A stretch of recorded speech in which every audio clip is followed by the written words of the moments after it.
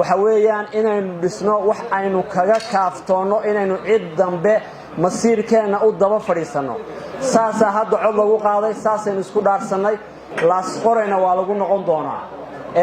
نشيدنا والقون قندونا علاينا والقون قندونا وحين هلك كوهنا أنا عاوة وفريه لوكا لغفر لها قف كستا مقام كيسة يوم منصب كأو هلك كفر ديو بانكو سلامة يا أنا وعم بالشوين تا مضح يوم ماتشو عن كلا جورين أنت وحنا قبل حياة سلامتا كنتي سومالي ذو واحد ترى هذا الكا أنا هري لو ما ده ما هري بالي هذا waxaan u malaynayaa booyintii laga tagay iyo wax banaan oo hadda ee muuqda ma jiraan khayrul kalaami ma qalla wa dalla hadalku waa inuu yaraada waxna faa'iideeya waano iyo taariikh iyo wacyi aan soo marnayba intii la yiri baa ku filan waxa tusaale ugu filan caaqilka hadalkiisa hadda uu lahaa runtii quusasho iyo meesha aynu marayno tilmaanta uu tilmaamay ma aha wax qalbigiisa ku jirta waa dhimanay oo ma soo kacayno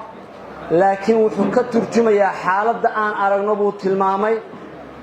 dadkuna ay wada og yihiin runtii cidda wax ka qaban karta rajada soo celin karta waddankan u kici karta bedeli karta jiilka soo socda mustaqbalkooda waa inaga iyo inta halka fadhida iyo inta dhalinyarada waa in xaalkeenu halka gaaro waa waxa isu keenay ilaahay subhanahu wa ta'ala wuxuu leeyahay wala tahinu wala tahzanu wa antumul a'laun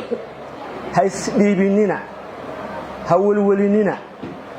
haddaad isku tashataan oo muruqin iyo maskaxdiina ku tashataan wax waa qabsan kartaan waxaan qabaa inaynu tashan karo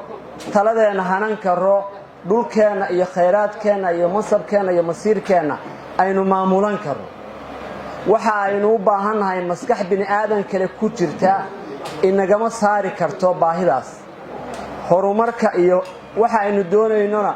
cid kale oo inoo fikirta inagama saari karto runtii waxaan leenahay caawa aad baan anigu ugu farxay runtii shirweynahan quruxda badan iyo bulshaweyntii aan cidina maqnayn waxaan xusuustaa hadda ka hor dhowr bilood sanadkii hore dhamaadkiisii markaan halka maraynay wacyigelinta wadnay shirweynihii maakhir oo aynu hadda caawa u fadhino lagu baaqayay waxaa noo iman jiray bulsho badan oo cid kasta leh oo qaba fikirka maakhir iyo in la hormariyo la dhiso laakiin aan ogolayn kamarada inay isu dhigaan ama codkooda iyo mowqifkooda ay muujiyaan ilaahay mahadi caawa waxa muuqata dadku inay bisil yihiin ayna ka go'an tahay waxa ay rabaan inay dhistaan waxaynu halka u fadhinaa